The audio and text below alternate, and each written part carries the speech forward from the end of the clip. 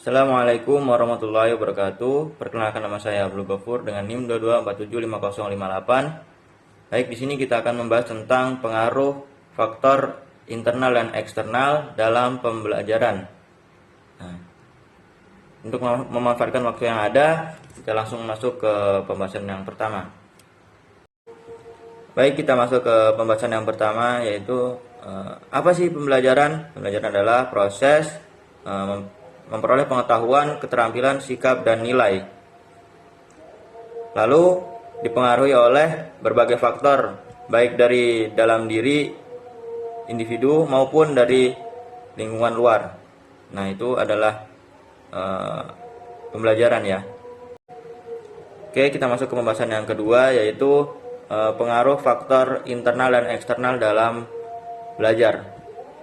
Yang pertama, faktor internal adalah segala sesuatu yang berasal dari dalam diri peserta didik yang secara langsung memengaruhi proses serta hasil belajar oleh siswa ya. Nah, poin yang kedua itu faktor eksternal adalah segala hal yang berasal dari lingkungan luar diri peserta didik yang dapat memengaruhi proses dan hasil belajar. Faktor ini meliputi kondisi di luar individu yang bisa mendukung atau menghambat aktivitas belajarnya ya. Baik, kita masuk ke pembahasan yang ketiga, yaitu tentang faktor internal terbagi menjadi 3 kategori. Yang pertama, motivasi adalah faktor yang paling penting untuk menentukan seberapa kuat dan konsisten usaha seorang dalam belajar atau mencapai sesuatu. Tanpa motivasi, proses belajar cenderung menjadi lebih lambat, kurang fokus, dan efektif. Nah, itu poin yang pertama ya. Nah, poin yang kedua adalah keterampilan dan pengetahuan adalah kemampuan untuk melakukan sesuatu dengan tepat dan memahami informasi atau fakta yang relevan.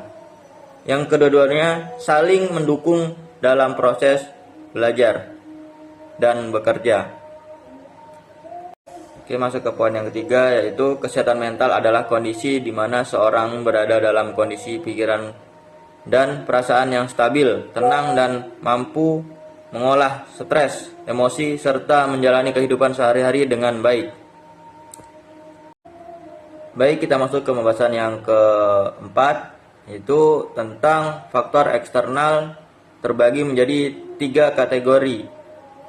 Yang pertama, lingkungan yang kondusif seperti ruang kelas yang nyaman, fasilitas yang memadai, serta dapat meningkatkan fokus dan efisiensi dalam belajar.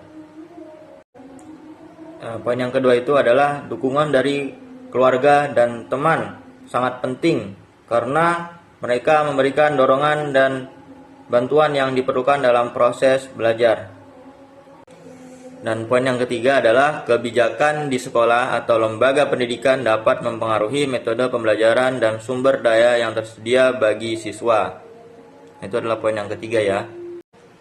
Baik, kita masuk ke pembahasan yang kelima ya, tentang keterkaitan pengaruh faktor internal dan faktor eksternal. Nah, apakah kedua-duanya ini saling berkaitan? Jawabannya ya, saling berkaitan dan sama-sama memengaruhi hasil belajar.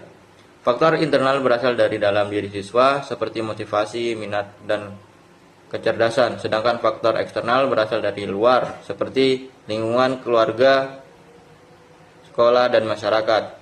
Jadi kesimpulannya, jika kondisi dalam diri siswa baik dan didukung oleh lingkungan yang mendukung, maka proses akan belajar dengan optimal. Nah, itulah